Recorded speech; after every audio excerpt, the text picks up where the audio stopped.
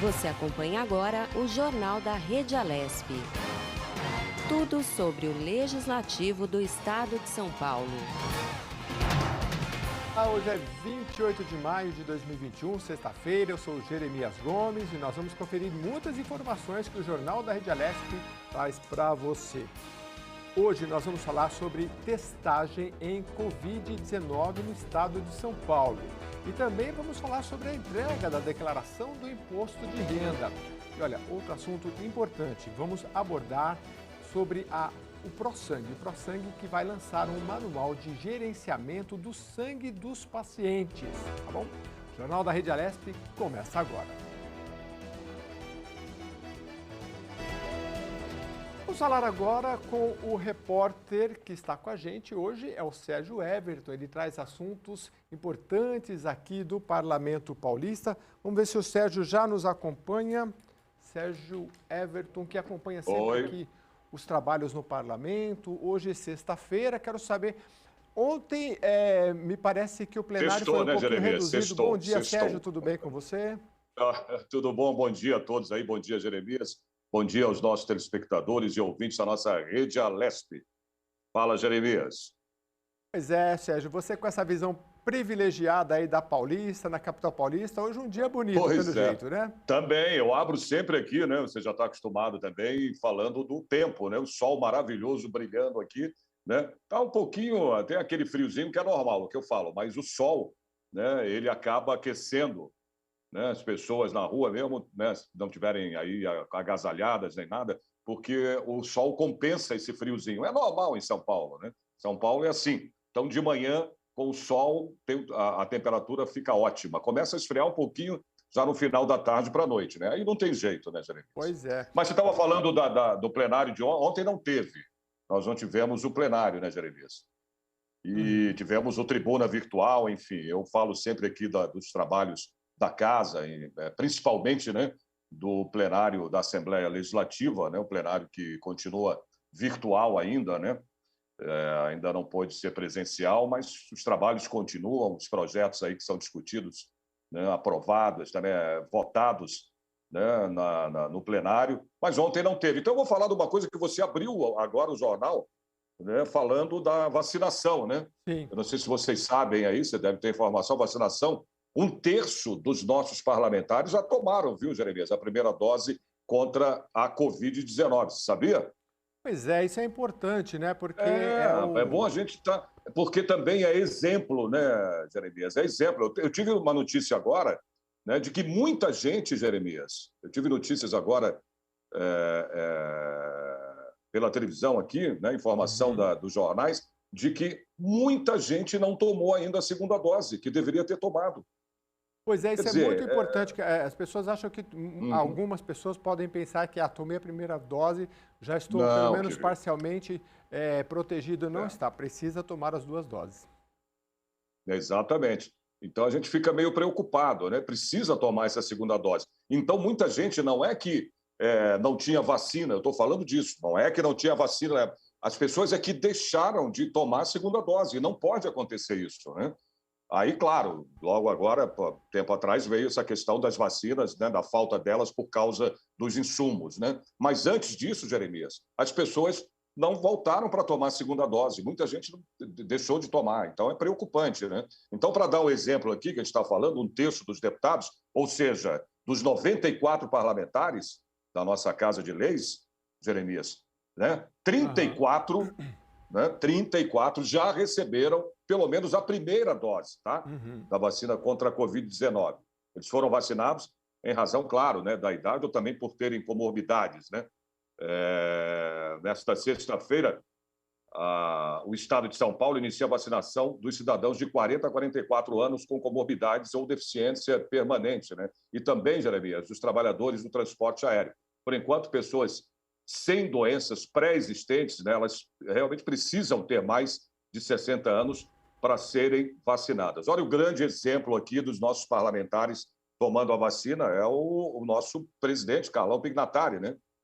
Tem aos 62 anos, ele está dentro da faixa etária e já recebeu, tá, a primeira dose no dia 6 de maio. Ele disse que espera, né, que todos possam ser vacinados. Aliás, é o desejo de todos, né, Jeremias? que a vacina venha para todos, né? O deputado defende aí a imunização da população como uma forma, né, também de acabar com essa pandemia. Aliás, a forma única que tem é a vacina, não tem jeito, né? Não tem o que discutir em relação a isso. Pois Né? é, Então, ele justamente. alertou e deu todo esse exemplo. Né? Vários deputados tomaram, ó, Disseu Dalben, né? O Márcio da Farmácia, até o Márcio da Farmácia também, não vamos que ele é da área, né? Ele é farmacêutico. Né? Então, ele falou da necessidade de vacinar com o imunizante que estiver disponível no momento. Né? Se for a Pfizer, a Coronavac, né? A AstraZeneca, enfim. E é preciso estar sempre atento a isso, precisa tomar, inclusive, essa segunda dose. As pessoas não podem deixar, né, de tomar essa segunda dose. É preocupante isso, né? E visando aí, olha, a vacinação integral da população, Jeremias, e a redução também desses efeitos da pandemia, a Assembleia Legislativa aqui de São Paulo, do nosso estado, aprovou, só para a gente lembrar, né, as proposições que têm a imunização como foco, né? É o caso aí do projeto de lei, o 738 de 2020, né, que torna a vacinação obrigatória, tá? Com a exigência do comprovante para o acesso a instituições de ensino, embarque também em meios de transportes, né, obtenção de documentos e ingresso em concursos ou cargos públicos. A criação do Programa Emergencial Paulista de Vacinação contra a Covid-19, viu, Jeremias? Só está aguardando aí, né, nesse caso, a sanção, né, ou o veto do governador. Então, é muito bom, é importante a gente lembrar, né, que esse projeto aí, o 738 de 2020, torna, portanto, a vacinação obrigatória, mas precisa ainda ser sancionado, né, pelo governador, ou vetado. Né? Outras medidas, viu, Jeremias, aprovadas na nossa Casa de Leis, elas se tornaram aí normas estaduais. Né? Por exemplo, a Lei 17.365 de 2021, ela autoriza, tá, o governo estadual a comprar, distribuir e também aplicar na população vacinas registradas ou autorizadas pela Anvisa, que é a nossa Agência Nacional de Vigilância Sanitária, né, enquanto que a Lei 17.320, né, de 2021, ela estabelece penalidades para fura-filas, tá, de vacinação, as pessoas que foram às filas de vacinação, com multas, tá, de 24,7 mil para quem aplicar e 49,4 mil para quem receber as doses. Então, é muito importante, gente, aguardar a sua vez, a sua hora para tomar as vacinas. O valor pode ser dobrado, viu, Jeremias? Se a pessoa imunizada for agente público, tá? Entendi. Então, é importante respeitar, né, todas essas regras, né, para que se caminhe, né, direitinho para as coisas, né? Nada de furar fila, de querer ultrapassar, né? Isso é errado, porque muitas vezes você faz isso, você está prejudicando a vida de uma outra pessoa lá na frente, né? Que poderia já ter tomado a vacina, está se imunizando aí, não pôde porque você foi lá e furou a fila, passou na frente né, das pessoas. Então, é importante a gente estar lembrando tudo isso. Tá? Muito e parabéns, né, parabéns aí aos nossos parlamentares, que dão sempre esse exemplo, né, Jeremias? É um exemplo que os parlamentares dão aí para que as pessoas, exatamente, as pessoas tomem a vacina e se imunizem, que é a maneira correta de acabar com essa pandemia. É isso que eu tenho por enquanto. Se precisar me chamar aí, estou a postos aqui para uma outra entrada. Tá bom, Jeremias? A gente agradece bastante o Sérgio Everton, lembrando aí da importância do pensamento coletivo, né, quando se trata da vacina. Claro. E agora a gente vai falar, na nossa primeira entrevista, sobre investimento. Olha só, a gente vai conversar com o Caio Cunha e ele vai falar para a gente sobre branding. O Caio já está aqui com a gente. Tudo bem, Caio? Tudo bem, como vão? O Caio é presidente de empresa especializada em assessoria de marketing. Essa história de branding, né? Não sei se eu estou pronunciando certo, é nova? O que é isso? E isso é um conceito novo ou não, o Caio? Olha, o conceito de branding, que quer dizer a marca, né? Brand é a marca. Branding significa divulgar a marca. Uhum. Esse conceito já existe há muitos e muitos anos. Mas hoje, mais do que nunca, a divulgação da marca é muito importante, onde você comunica não só sobre o teu produto e todos os seus serviços, mas sim sobre os princípios, seus valores. Então, o branding é você saber divulgar sobre o que você valoriza, o que a tua empresa valoriza, e o que ela respeita e quais são os princípios que ela pratica. Então, é muito importante para esse brand ser bem divulgado, né? No digital, hoje, mais do que nunca, as empresas estão navegando no digital, procurando conhecer as empresas e conhecer os seus princípios e seus valores. Uhum. Então, é muito importante você estar divulgando isso através da sua comunicação, a tua forma de falar, a forma de ajudar o seu público-alvo, a forma de você se comunicar frente ao seu público-alvo nas mídias sociais respectivas. Então, dessa maneira que você vai poder comunicar a sua marca efetiva, o seu branding efetivo. Pois é, você sabe que eu estava vendo uma empresa esses dias, né? E aí agora tem aquela história de você entrou no site, tem lá cookies, né? Ah, a gente pretende usar tal. E eu entrei numa empresa que, assim, pelo menos eu tenho como muito respeitável, né, essa empresa. E ela já colocava ali, olha, você entra aqui, você define que cookies você quer. A gente usa esse, aquele. Então já vi um diferencial, né? Porque a maioria só coloca assim, aceito ou não aceito. Quando você aceita, você tem que aceitar tudo. Essa empresa já tinha uma forma diferente. Olha, você aceita, a gente vê esses dados, a gente não vê, a gente pode olhar esses dados só. Então, são esses detalhes, são muitas frentes de detalhes que nos leva a ter confiança ou não numa empresa, não é isso, Caio? É verdade, o que você está falando é perfeito, ou seja, as empresas, nesse caso especificamente, está se referindo à Lei Geral de Proteção de Dados. Uhum. E por essa lei, as empresas são obrigadas a divulgar, a dar informações como essas que você falou, só que de uma maneira clara, quanto mais claro, melhor, a forma de comunicar. Então, é muito importante que as empresas, quando estão navegando, o que a gente fala no digital, elas estão se comunicando, estão ajudando o seu público-alvo e não fazendo propaganda de produto, querendo vender o produto ou serviço. Ela Uhum. tem que se tornar conhecida, onde você vai transmitir os seus valores para o público. E isso é muito importante, que o público está observando não só as mensagens da empresa, mas também a comunicação dos funcionários da empresa. Como é que Uhum. eles estão se posicionando e se colocando no mundo digital? Como é que eles estão transmitindo as mensagens da empresa? Então, a empresa tem que ter uma comunicação clara internamente também, para que ela esteja falando uma mensagem para o público e os funcionários, quando eles estão navegando, também estejam. Isso é muito Agora, importante. entendi. Ô, Caio, você falou no início de brand e falou de valores, de princípios.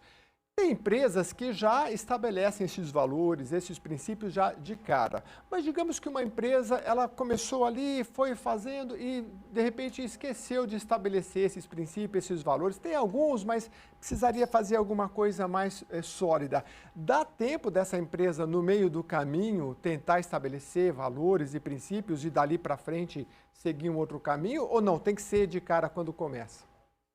Não, eu acho que as empresas, muitas vão se adaptando, né? Então, o importante é que ela provavelmente já se comunicou divulgando seus valores, mesmo que Uhum. não tenha formalizado isso internamente, porque o grande valor do digital, um dos grandes valores, é você poder se comunicar com teu público-alvo ideal.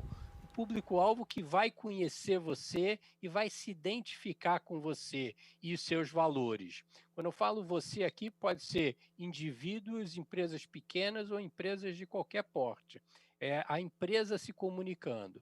Então, você deve formalizar isso mais por uma questão de educação e de facilitar a transmissão dos dados. Mas a forma de se comunicar, ela vai acontecer naturalmente. Uhum. E o digital, ele tem suas vantagens e suas desvantagens também. Se você não tiver atento aos seus princípios, ao que a mensagem que você passa e executar conforme aquela mensagem, o público vai identificar esse desequilíbrio e esse não desrespeito, digamos assim, com os valores deles e vai mostrar muita insatisfação. E isso vai se alastrar rapidamente pelo digital também. Então, é muito importante você tomar muito cuidado para que a mensagem seja clara e seja uma mensagem verdadeira. Muito importante isso que você falou. Agora, nesse universo digital em que a comunicação é tão rápida, né? Todo mundo quer coisinha ou de 30 segundos, de 1 minuto, né? Que é relevante também. A gente gosta de coisas rápidas, porque a gente passa por muitos assuntos e depois a gente se aprofunda naquilo que a gente quer. O digital muda essa questão do brand, da comunicação dos valores e dos princípios nessa rapidez ou não? Eu acho que não muda, não. A agilidade do digital é muito valioso. Ele permite até que as empresas possam testar e avaliar comunicações específicas, conteúdo específico, onde ela pode, então, com isso, validar e ver se é uma coisa bem recebida ou não e mudar. Então, o digital, por exemplo, se você é uma empresa que comete erros e fez muitas, digamos, comunicações indevidas no digital, essa informação ela está lá para sempre. Então, a tua forma de corrigir, e ratificar e melhorar a comunicação é divulgando mais conteúdo de valor, informando exatamente melhor, da melhor forma, a sua mensagem, seus valores, seus princípios. E isso, ao longo do tempo, vai sobrepor as comunicações passadas erradas. Mas o importante é que você seja consistente com a sua mensagem. E aí eu reforço internamente nas empresas, se você é da diretoria, a diretoria tem que também comunicar essa mensagem, também no digital e também através dos seus funcionários. Então isso é muito valioso, o digital, para você poder consolidar isso. Então as empresas têm que hoje se adaptarem cada vez mais para que a mensagem que antigamente ela era transmitida, por exemplo, caminhando pelos corredores da empresa, você hoje tem que estar criando vídeos e comunicando com seus funcionários pelo digital também. E como é que é essa comunicação? Você sabe que eu vi um vídeo muito interessante, me parece que era na África e era do setor público, que não é fácil de lidar, não. O que eles fizeram? Anunciaram para todo mundo, assim, colocaram uma placa no posto de saúde. A partir daqui um mês, a partir do dia tal, todas as pessoas serão atendidas no prazo, com os medicamentos necessários e se comprometeram. Só que eles se comprometeram com os políticos, com as pessoas do bairro, com os fornecedores, falaram, agora a gente tem que fazer, né? Ou vai fazer. E ele disse que nesse case aí, que deu certo, né? Não é fácil, precisa ter muito comprometimento. Essa questão de comunicar para os seus funcionários o seu comprometimento, como é que é isso? Essa comunicação ela tem que ser persistente e contínua. Esse exemplo que você deu foi ótimo. Exatamente, você não pode, se você transmite essa mensagem, você tem que cumpri-la, Uhum. né? Então, no caso das empresas, ela tem que se comunicar entre os sócios, com a diretoria, com os funcionários, com os fornecedores e prestadores de serviços e, é claro, muito mais com os clientes. Uhum. Então, essa comunicação ela tem que ser bem trabalhada, com mensagens claras, direcionadas, que vão transmitir corretamente os valores e princípios e que o público vai entender corretamente. E isso Correto. tem que ser regular, contínuo. O digital, eu falo assim, não adianta você... não existe almoço grátis, digamos assim, né? Então, se vai estar na internet, vai estar se comunicando, você tem que estar investindo nessa comunicação. Você tem que estar se posicionando com conteúdo de valor, com frequência, transmitindo essas mensagens, Uhum. ensinando os seus valores para o público, esclarecendo as dúvidas e respondendo às dúvidas do público, de modo que quando chegar o momento dele buscar uma empresa para ele seguir em parceria ou comprar um produto ou um serviço, ele vai lembrar de você, porque Uhum. você está transmitindo corretamente os valores, mensagens, e ele respeita, né, e entende como que isso está dentro dos princípios dele.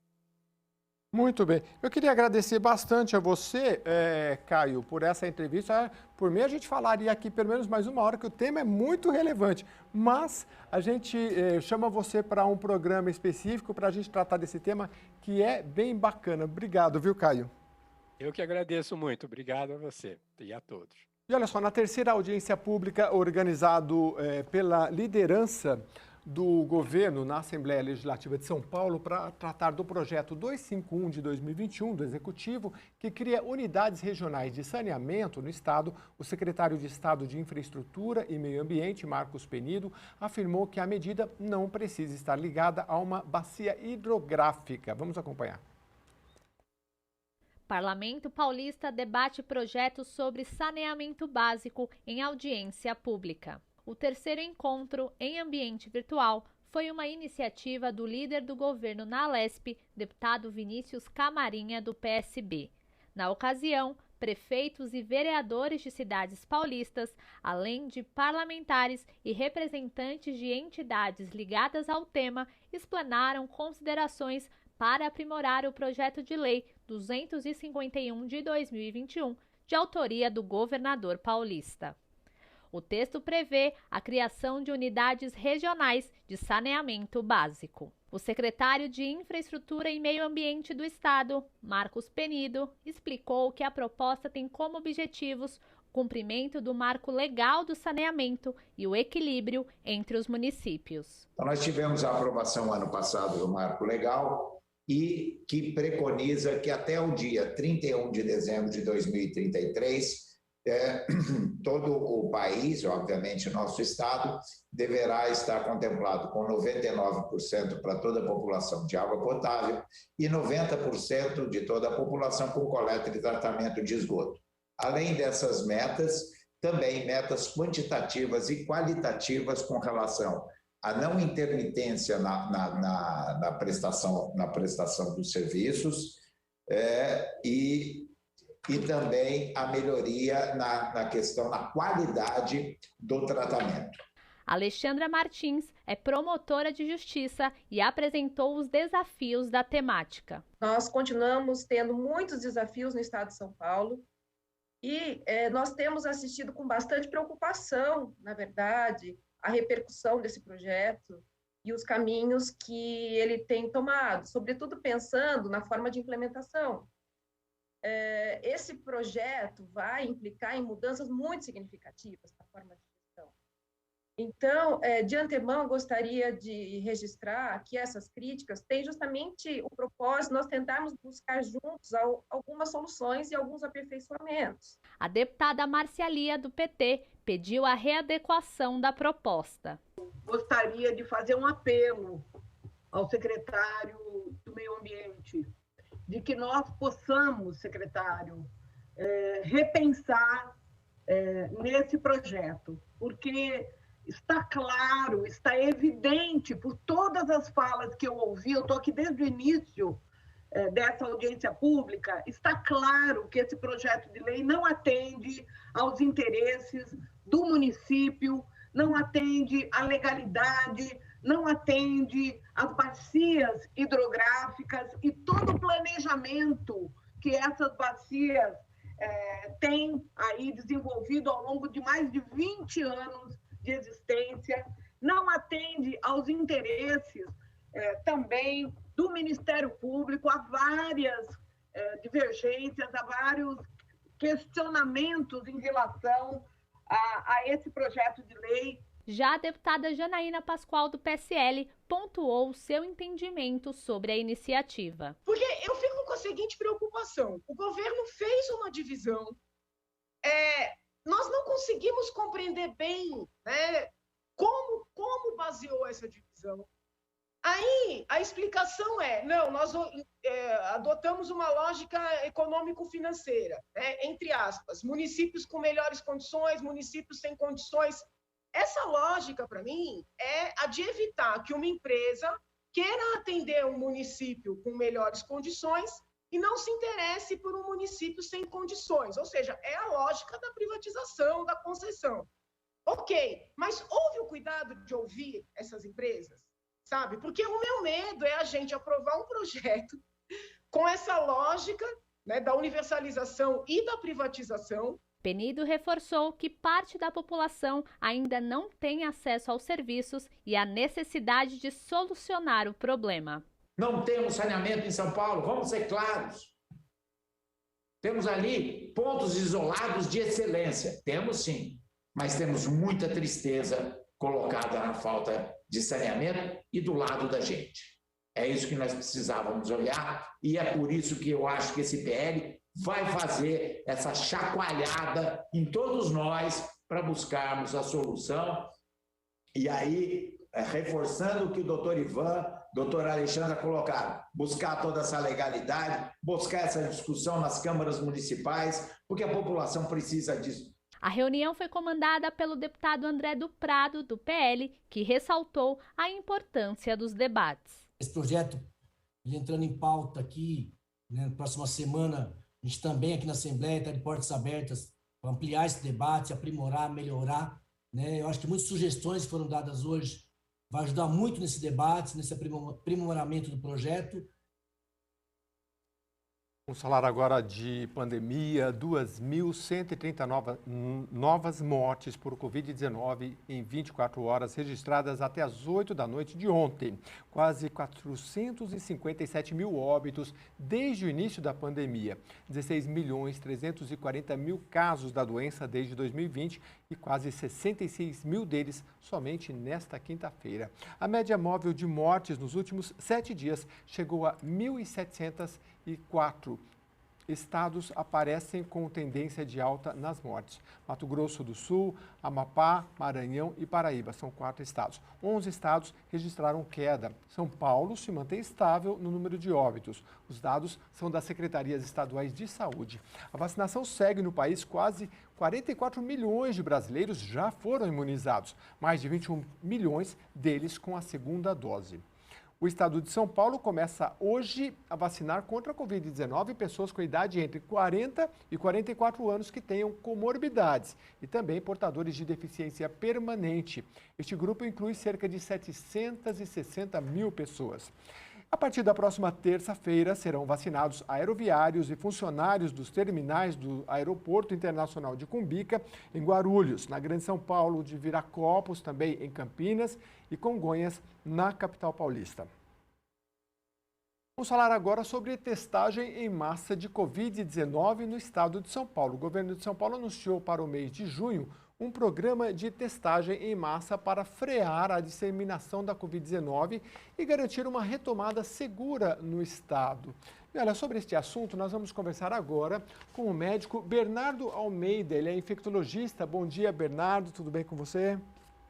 Bom dia, Jeremias. Como vai? Fala pra gente dessa novidade aí sobre testagem, porque como é que ela vai funcionar, por favor? Bom, na realidade não é uma novidade, né? Desde o ano passado, no início do ano passado, a própria Organização Mundial de Saúde, né, repete o grande mantra testar, testar e testar. O fato é que o Brasil nunca assumiu isso de uma maneira séria. Apostou muito nos testes baseados em biologia molecular, que são os testes de PCR, que são muito bons, eles auxiliam muito, mas elas não são escaláveis e são demoradas. Então, não é o modelo ideal do ponto de vista de saúde pública. Os testes rápidos baseados em pesquisas de antígeno e as novas gerações de testes de biologia molecular com resultados mais rápidos, elas vêm a somar essa estratégia e viabilizar muito mais a escala. Então, finalmente, está sendo encarado de uma maneira mais correta aí do ponto de vista de rastreamento do vírus populacional. Existe uma estatística de que em torno de 80% dos casos não são detectados no Brasil. Assim fica muito difícil de segurar o vírus e isolar quem realmente interessa, que são os casos com o vírus e transmissores. O que é o teste antígeno, para a gente entender? O teste de antígeno, ele detecta uma proteína do vírus, né? O vírus, ele tem algumas proteínas que podem ser detectadas através desse exame. é a mesma forma de coleta dos testes de PCR, ou seja, é o swab nasofaríngeo, e o resultado fica pronto em 15 minutos, né? Essa é uma grande vantagem. Ele é tido como um exame de menor sensibilidade comparado ao o teste de PCR, porém, para o período de transmissibilidade do vírus, que é o que realmente interessa, ela tem uma sensibilidade muito boa, acima aí de 90%. Então, isso viabiliza eu detectar o indivíduo na fase que ele está transmitindo, com o resultado mais rápido, né, que é o que interessa. 65% das transmissões do coronavírus ocorrem entre -1 e +1 dia do início dos sintomas, quando elas ocorrem. Ou seja, a maior parte dos casos que são detectados hoje por PCR já transmitiu para a maior parte das pessoas que teriam que transmitir. Então, o isolamento a partir do resultado de um teste de PCR ele é ineficaz do ponto de vista populacional. E os testes de antígeno, eles aceleram o resultado é imediato, né? Então, imagine a aplicação disso em áreas de fronteiras, como aeroportos, rodoviárias, para fazer um rastreamento de viajantes e aplicar efetivamente a estratégia do teste em massa, né? Fazendo o teste em quem tem sintomas, que pode ser com antígeno ou com PCR, e rastrear os contatos desses indivíduos. Então, é uma estratégia que talvez viabilize essa estratégia que o mundo inteiro já está fazendo, e o Brasil agora, tardiamente, né, inicia, felizmente, antes tarde do que nunca. Pois é, e aqui nós estamos falando no caso do estado de São Paulo, não estamos falando do Brasil todo, mas qual é o impacto que, digamos aqui, está anunciado para junho? Uma vez testado, conseguindo êxito, qual é o impacto que você acredita nisso na área da saúde e na pandemia de uma forma geral? Bom, pense que, do ponto de vista da transmissibilidade, um dos pilares é detectar o indivíduo transmissor. E a gente não está fazendo isso de uma forma eficaz com a estratégia atual. Como eu já disse, 80% das pessoas elas não são detectadas, né? Então, são indivíduos que ou são assintomáticos ou que têm poucos sintomas e acham que não é o coronavírus e seguem o seu dia a dia normalmente. A gente aumentando aí a capacidade de testagem e identificando o indivíduo transmissor e isolando em um momento oportuno, a gente consegue diminuir a transmissibilidade do vírus e depender menos de outras estratégias que são danosos, né? Como restrições aí da mobilidade, fechamento de setores e lockdown. Não quer dizer que não vai ser necessário essas medidas, mas a gente vai ficar menos dependente delas. Uhum. Nós estamos conversando com o Bernardo Almeida, ele é médico infectologista. Travou um pouquinho aqui, talvez seja a internet dele. Agora sim, voltou, doutor, tinha travado um pouquinho. Doutor, então, para ficar claro, quem deve participar dessa testagem em massa que está sendo anunciada para junho, né, o próximo mês? Existem algumas pessoas que não poderiam passar por esse teste rápido? Existem várias estratégias diferentes que podem ser utilizadas dessa forma. Por exemplo, vou citar aqui, o Reino Unido, ele está enviando o teste para o domicílio dos cidadãos, para que eles realizem teste 2 vezes por semana. Né? E já existem trabalhos demonstrando que essa frequência é uma frequência adequada aí do ponto de vista de avaliação populacional. Escolas e universidades podem utilizar dessa estratégia da testagem regular de todos os indivíduos. Isso se aplica aí a outros setores onde a exposição é muito grande ali dos profissionais, como profissionais de saúde mesmo, por exemplo. Saiu agora recentemente um trabalho de um show realizado na Espanha, em Barcelona, onde foi realizado o teste em todo o público, né? Então foram milhares de pessoas que se testaram e se demonstrou ser eficaz aí do ponto de vista de prevenção da entrada de indivíduos transmissores e até de análise pós-show em relação à transmissão. O contact tracing, o chamado contact tracing, né, que, ao meu ver, é muito importante que seja realizado de rotina. Grande parte do mundo realizou, São Paulo e o Brasil inteiro não realizou até o momento. O que consiste o contact tracing? No momento em que se identifica um caso reagente, se avaliar todos os contatos daquele indivíduo no período de transmissibilidade do vírus. Então, você consegue se antecipar ao diagnóstico, né? Muitas vezes detectando antes do indivíduo iniciar com sintomas. Aí você isola esse indivíduo numa fase oportuna, antes que ele já tenha transmitido para outras pessoas. Então, ao meu ver, o contact tracing é o pilar principal, mas existem várias outras estratégias possíveis de serem realizadas de acordo aí com a disponibilidade do teste, né, a quantidade mesmo, e a capacidade aí do sistema público em fazer todo esse monitoramento e logística dos testes. Doutor, o senhor já falou, mas quem fizer esse teste em massa, ele vai detectar se a pessoa está naquele momento com Covid ou ele detecta se a pessoa já teve também? Não, ele detecta se a pessoa está com o Covid e transmitindo o vírus, né? Essa é a informação que os testes de antígeno passam. Diferente dos testes de PCR, por exemplo, que muitas vezes detectam o indivíduo mesmo após passado o período de transmissibilidade. A grande parte das pessoas, após 3 a 5 dias do início dos sintomas, já não transmitem mais. E pense, o protocolo, né, em grande parte dos locais, eles orientam o teste de PCR a partir do 3º dia do início dos sintomas, e é um teste que demora 24 a 48 horas para ficar pronto. Então, fica pronto somente no 5º dia dos sintomas.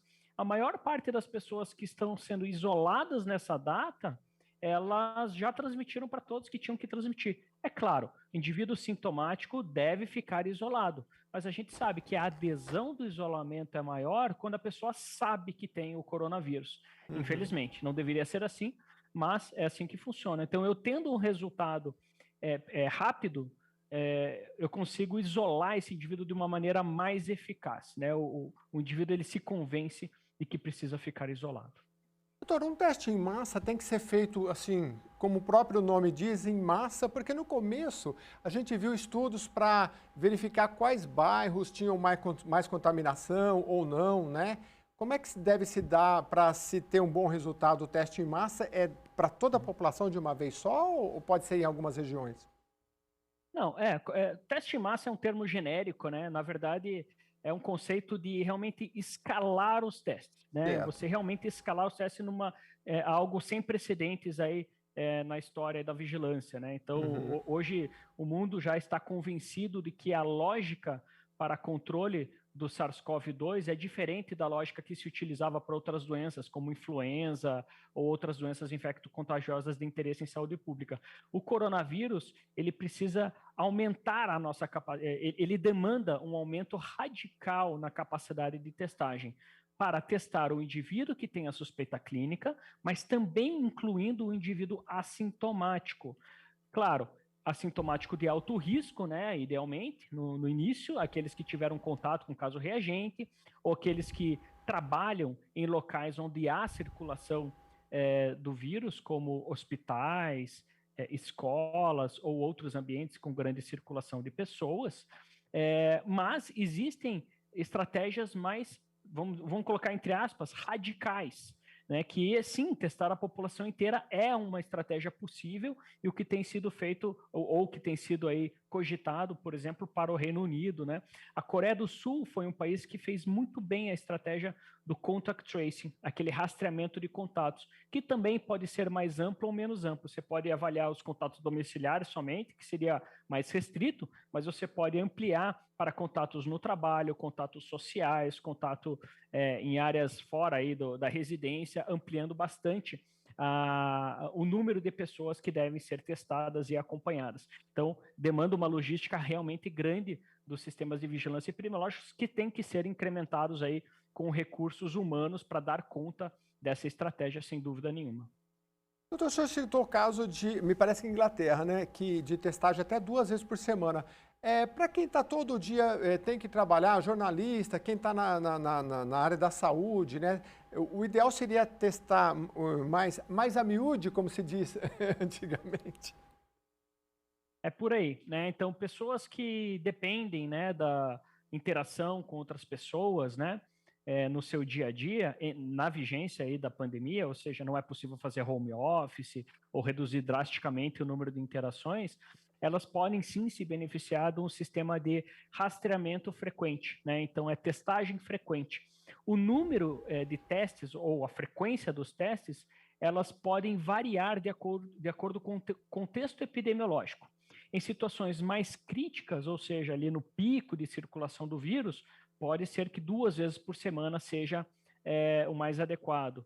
porém, em situações de mais tranquilidade ou onde o número de vírus circulantes é menor, você pode cogitar espaçar aí essa frequência, fazendo uma vez por semana, quinzenal ou até mensal, como alguns estudos demonstram. Muito bem. Doutor, tem como fazer teste para medir os anticorpos para a doença de quem já foi vacinado? Bom, os testes de anticorpos, eles avaliam isso, tá, de certa forma, porém não há uma recomendação formal aí das sociedades de especialidades, né? Então, nem a Sociedade Brasileira de Infectologia e nem a Sociedade Brasileira de Imunizações recomenda de rotina a realização de testes anticorpos com o objetivo de se avaliar resposta vacinal. Porque a imunidade não depende somente dos anticorpos. Existem outras formas de imunidade que são dependentes aí da resposta celular que não são avaliados por esses exames. Isso dificulta muito a interpretação dos testes. Por quê? Um teste negativo não significa que a pessoa não esteja imune.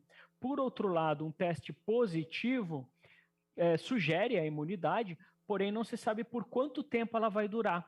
Né? Então, isso pode variar de pessoa para pessoa. Alguns indivíduos perdem os anticorpos ou a imunidade mais rapidamente, outros demoram mais. Então, todas essas dificuldades fazem com que, de um ponto de vista de rotina, não se indique a realização desses testes de anticorpos. Doutor, no começo da pandemia, a gente conversou com alguns epidemiologistas, infectologistas, e falaram, olha, esse teste rápido, fuja deles, porque o bom é o PCR e tal. Se evoluiu na questão desse teste para a detecção se a pessoa está com Covid e pode transmitir ou não? Na verdade, o que se evoluiu foi a compreensão da aplicação dos testes.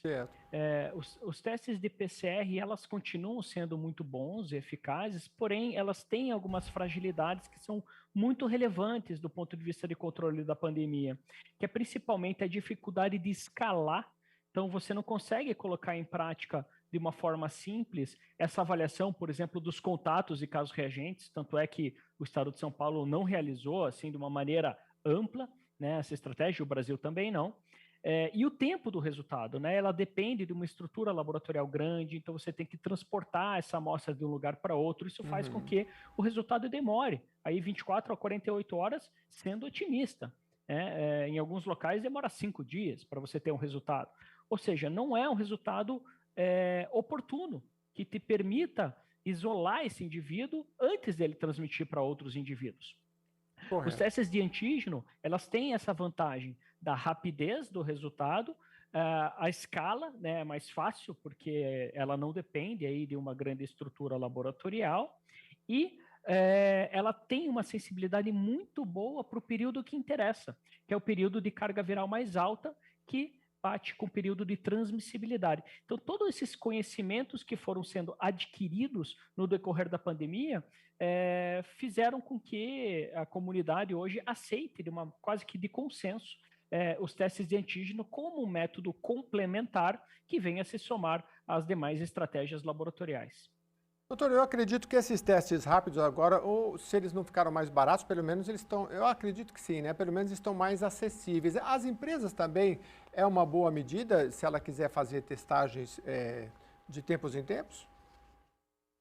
Sim, inclusive existe uma recomendação do CDC, que é o órgão americano de epidemiologia, vinculado ao governo, onde orienta-se os testes de antígeno como uma das opções para empresas que dependem, né, da presença dos trabalhadores através dessa estratégia aí de testes frequentes ou do contact tracing, né, o rastreamento dos contatos de casos reagentes. Isso vale também para escolas e universidades, por exemplo, onde já existem também protocolos de utilização desses testes para viabilizar a escala, né, e a rapidez da avaliação. Isso torna a coisa muito dinâmica, né, e flexível, né? Então, a própria escola pode ser capacitada para realizar esses testes, colocar aí num sistema de banco de dados, né, para que tudo isso seja monitorado em tempo real. Então, essas são grandes vantagens relacionadas a esse tipo de teste. Claro que isso pode ser feito também com outros testes de PCR, mas depende muito de você organizar o sistema de forma que você consiga escalar isso, na mesma demanda, né, que se tem da realização dos testes, e cujos resultados sejam rápidos, idealmente em menos de 24 horas, o que aqui no Brasil, ou mesmo no estado de São Paulo, é quase que impraticável essa realidade. Doutor, ainda dá tempo de a gente só tratar um pouquinho desse contact tracing. Como é que funciona na prática? Eu me lembro de, por exemplo, em celulares, eles pedem autorização para dizer onde você está, e aí, mas acho que tem muita gente que tem dúvida. Fala, vou ficar deixando me rastrear, e se eu estou com Covid e não estou? As pessoas têm um pouco... Eu não sei se tem a ver com essa tecnologia ou não, mas explica para a gente o que é o contact tracing. E se no Brasil dá para fazer ou não? Sim. O contact tracing, traduzindo, né, para o português, é o rastreamento de contatos. Né? Ela consiste na avaliação de contatos de casos reagentes, de casos confirmados de coronavírus, para você se antecipar na identificação de um indivíduo que teve a transmissão. Só para você ter uma ideia, a partir do momento que um indivíduo tem o Covid, está confirmado, os contatos domiciliares desse indivíduo têm de 15% a 20% de chance de contrair a infecção também. Então, eu não vou esperar esse indivíduo fazer sintomas para detectar o coronavírus, porque ele já está transmitindo antes do início dos sintomas. Então, é desejável que se investigue, eu estou dando exemplo aqui dos contatos domiciliares, mas isso se aplica também a outros ambientes, como o trabalho, ou até contatos aí fora, pense aí em academia, eventualmente, né, em qualquer outro ambiente social. Então, você tem que testar esses contatos de casos reagentes. Como você vai identificar esses contatos pode ser feito de diferentes maneiras. Até chegou-se a ser criado aí alguns aplicativos de celular que, a partir do Bluetooth, ele fica ligado constantemente, então ele detecta outros aparelhos que também estão ligados, e você acusando ali um indivíduo como reagente ou com Covid confirmado, ele automaticamente envia uma mensagem para aquele contato, né, falando, olha, um contato seu testou positivo, você precisa realizar o teste. Mas é muito importante tranquilizar aí a população que essa não é a única forma de realizar o rastreamento de contatos, e não é assim que o Estado de São Paulo, a priori, ou não é só assim que o Estado de São Paulo planeja realizar o contact tracing. Ainda vai depender, sim, do telefone, ligar para o indivíduo ali que confirmou, perguntar quais foram os contatos, e esse indivíduo liga daí na sequência para esses contatos, que é a maneira, vamos dizer, tradicional de realizar o rastreamento de contatos. Claro que isso exige um esforço muito maior e recursos humanos também mais robusto comparado ao sistema automatizado. O fato é que o sistema automatizado de celular, ela não teve grande adesão, não só no Brasil, mas no mundo inteiro. Então, nós ainda dependemos da forma tradicional, que é realmente pelo telefone ali, fazendo o questionário para o indivíduo e perguntando quem são os contatos, e, na sequência, fazer a ligação para essas pessoas, para elas serem orientadas em relação aos cuidados que devem realizar e ao teste. Dr. Bernardo Almeida, médico infectologista, muito obrigado pela sua participação aqui no Jornal da Rede Alesp, doutor. Eu que agradeço, é um prazer poder contribuir. Prazer é todo nosso, profissionais extremamente importantes nesse momento de Covid, explicando aqui para a gente sobre testagem em massa que foi anunciado pelo governo do estado de São Paulo. E agora uma notícia importante para os estudantes, preste atenção. A repórter Julie Stanzioni traz os destaques de um ato solene virtual realizado ontem à noite para discutir o PL 452 de 2020, que define critérios para o envio de aparelhos eletrônicos que foram apreendidos por agentes públicos para os estudantes da rede de ensino estadual e também municipal de São Paulo. Vamos ver. Representantes de movimentos estudantis, vereadores e deputados aqui da Assembleia Legislativa de São Paulo se reuniram de forma virtual para debater o PL 452 de 2020. A proposta define critérios para a destinação de computadores, tablets, celulares, notebooks e demais dispositivos de informática apreendidos pelos órgãos públicos para estudantes da rede de ensino estadual e municipal. Quanto à solidariedade, pode levar a mudanças que realmente causam impacto e podem mudar muito a vida das pessoas. Eu não sou especialista em tecnologia, tenho até dificuldades, ou internet também. mas acho que não preciso entender profundamente esse assunto para saber que hoje o exercício da cidadania passa necessariamente pela inclusão digital. Garantir infraestrutura para que todos tenham acesso.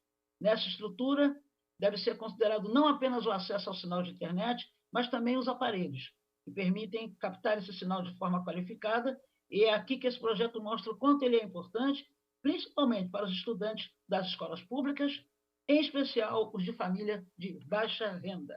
O projeto de lei tomou corpo após estudantes da FATEC arrecadarem aparelhos tecnológicos para serem doados aos colegas que não tinham como acessar as aulas remotas.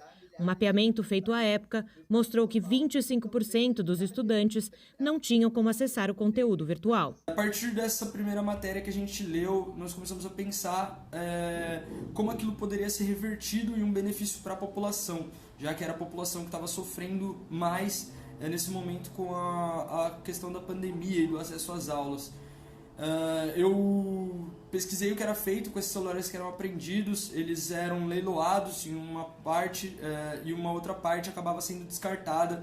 Então muitas vezes uma boa parte de aparelhos eletrônicos, tanto celulares quanto notebooks, que não tinham uso, que haviam sido apreendidos pelas polícias, pela Polícia Civil, pela Polícia Militar, acabavam sendo descartados e nunca teriam um uso. Então, nós decidimos provocar todos os mais de 300 ministérios públicos do estado de São Paulo. Coautores do projeto de lei, os deputados Marinelou da Rede e Maurici do PT, também participaram do ato solene e destacaram a importância da mobilização dos estudantes e a luta da sociedade civil em pautar a política institucional. Quero dizer que vocês podem contar com o meu mandato, para o que precisarem, agora e sempre. Meus parabéns e muito sucesso nessa e em todas as caminhadas que a nossa juventude vai levar. E eu quero estar junto. Quando eu vejo um movimento partir e nascer de pessoas, dos movimentos da sociedade civil, se fortalecer e influenciarem, pautarem a política. Então, eu cumprimento a todos os estudantes que estão aqui. Também presente ao encontro virtual, Paula Aparecida, da Mandata Ativista do PSOL, apresentou dados sobre o uso de tecnologia aqui no estado de São Paulo. A gente, no nosso mandato, fez um cálculo, uma indicação para o governador, que mostrou que com R$1 bilhão a preços de R$600 a R$700 por tablet, daria para o estado de São Paulo garantir para todos os estudantes da educação básica oficial do estado, mais todos os professores, um tablet. Representantes das entidades estudantis também deram voz ao debate do projeto de lei 452 de 2020 e agradeceram a deputada Alice Brandão, do PCdoB, pelo empenho em apresentar o PL na Alesp.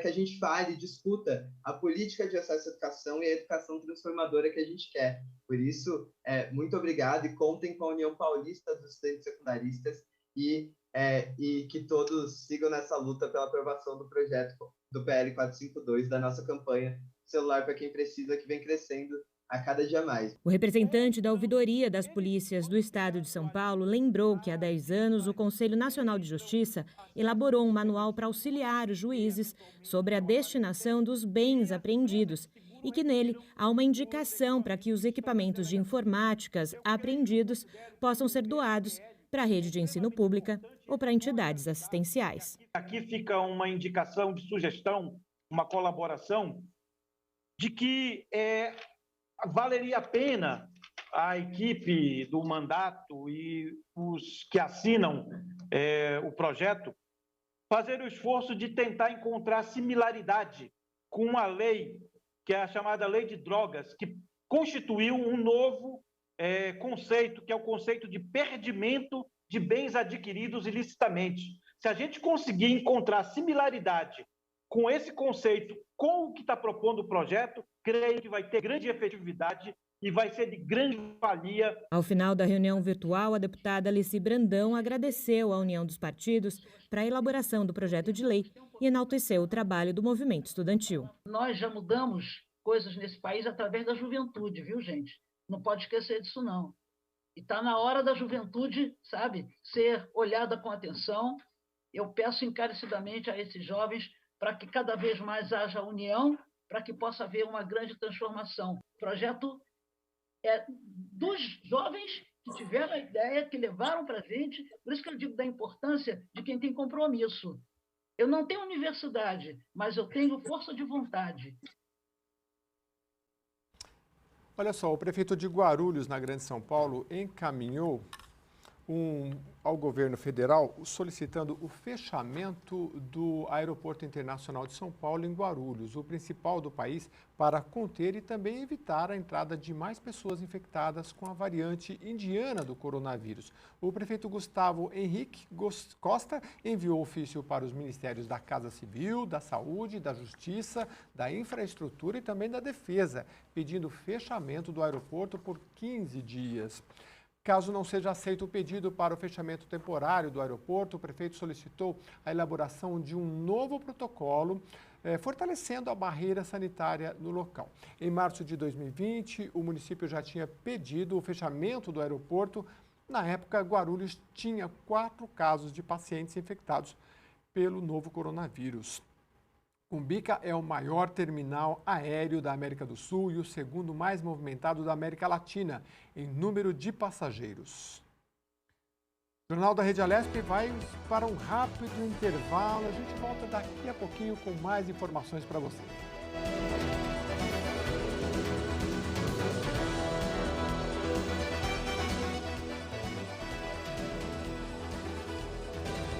Jornal da Rede Alesp.